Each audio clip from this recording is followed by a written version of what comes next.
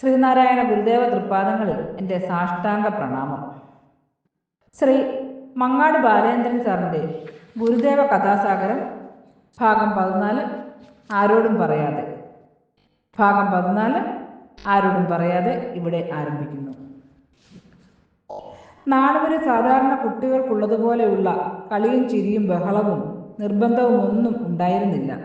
ഏതിനെയും ത്യജിക്കുവാനും സ്വീകരിക്കുവാനുമുള്ള ഒരു മനസ്സ് കുഞ്ഞിലെ തന്നെ നാണുവിൽ പ്രകടമായിരുന്നു.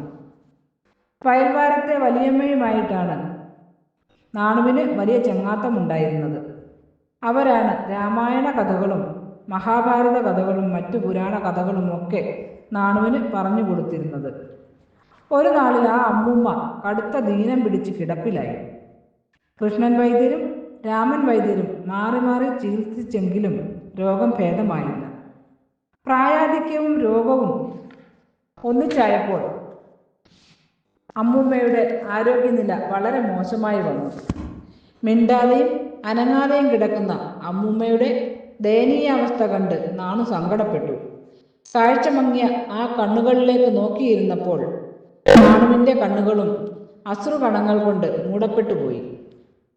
ഇനി എന്നാണ് അമ്മൂമ്മയിൽ നിന്നും കഥകൾ കേൾക്കാനാവുകയെന്ന് ചിന്തിച്ചപ്പോൾ നാണുവിൻ്റെ സങ്കടം ഇരട്ടിയായി. പലവട്ടം വിളിച്ചു നോക്കിയിട്ടും അമ്മൂമ്മ കണ്ണു തുറന്നില്ല. ഒടുവിൽ ആ കിടപ്പിൽ തന്നെ അമ്മൂമ്മ മരിച്ചു. മരണവാർത്തയറിഞ്ഞ് ഉറ്റവരും ഉടയവരുമെല്ലാം വയൽവാരത്തെത്തി. അമ്മൂമ്മയുടെ വേർപാടിൽ മനം നൊന്ത ബന്ധുക്കൾ അലറി വിളിച്ചു കരഞ്ഞു. ആ കൂട്ടക്കരച്ചിലുകൾക്കിടയിൽ നാണുവും ഒരറ്റത്തിരുന്ന് വിമ്മി വിമ്മി കരഞ്ഞു. അമ്മൂമ്മയുടെ മൃതദേഹം അടക്കം ചെയ്യുന്നതിനായി എടുത്തപ്പോൾ ബന്ധുക്കൾ നെഞ്ചത്തടിച്ച് നിലവിളിക്കുകയും ചിലർ മോഹാലസ്യപ്പെട്ട് വീഴുകയും ചെയ്തു. ദുഃഖത്തിൻ്റെ ആ തീവ്ര രംഗങ്ങളെല്ലാം കണ്ടുനിന്ന നാണുവിൻ്റെ കുഞ്ഞു മനസ്സിൽ അപ്പോൾ മരണത്തെക്കുറിച്ച് വലിയ വലിയ ചോദ്യങ്ങൾ രൂപപ്പെട്ടു വന്നു.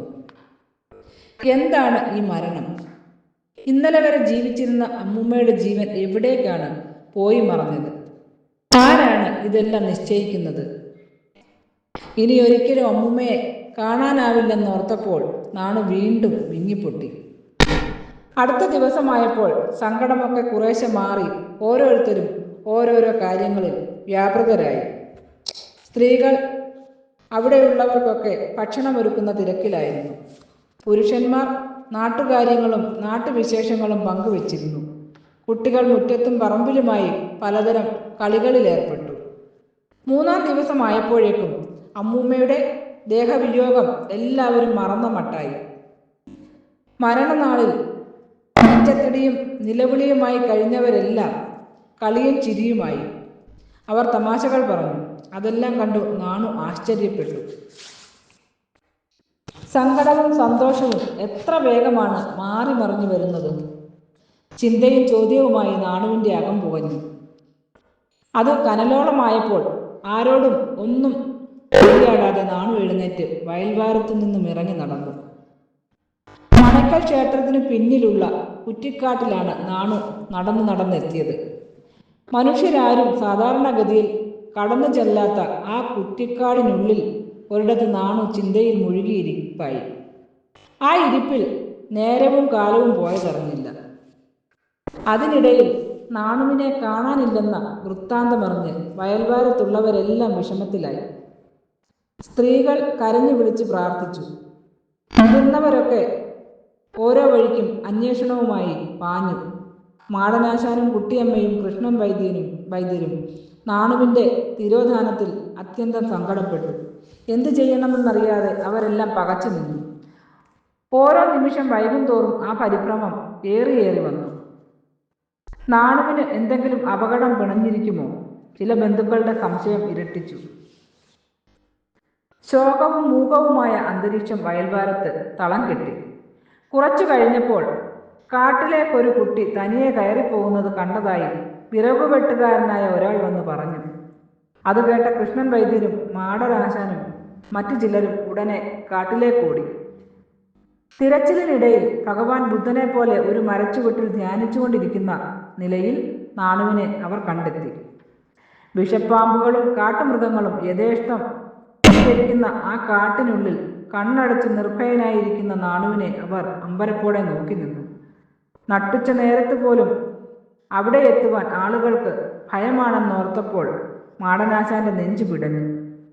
അവരുടെ ഒച്ചയും അനക്കവും കേട്ട് ഏകാന്തതയിൽ നിന്ന് ഉണർന്ന നാണു ഒന്നും സംഭവിച്ചിട്ടില്ലാത്ത പോലെ അവരെ നോക്കി പുഞ്ചിരി തൂകി. എന്താ നാണു ഈ കാട്ടിയത്? ആരോടും പറയാതെ കൃഷ്ണൻ വൈദ്യർ പറഞ്ഞു വന്നത് മുഴുമിപ്പിക്കും മുൻപേ നാണു പറഞ്ഞു.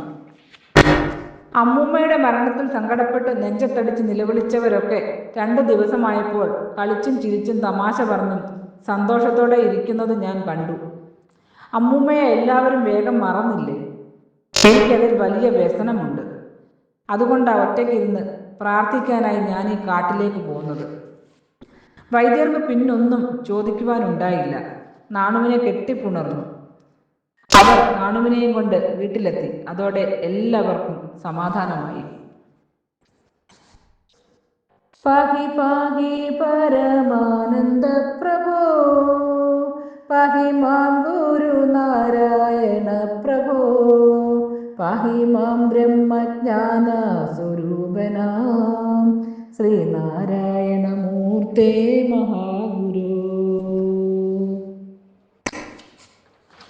ഈ മങ്ങാട് ബാലേന്ദ്രൻ സാറിൻ്റെ ഗുരുദേവ കഥാസാഗരം ഭാഗം 14 ആരോടും പറയാതെ ഇവിടെ അവസാനിച്ചിരിക്കുന്നു. ഇതിൽ വന്നിട്ടുള്ള തെറ്റുകുറ്റങ്ങൾ സദയം ക്ഷമിക്കണമെന്ന് ഗുരുദേവനാമത്തിൽ അറിയിക്കുന്നു. നന്ദി, നമസ്കാരം. ഗുരുധർമ്മം വിജയിക്കട്ടെ.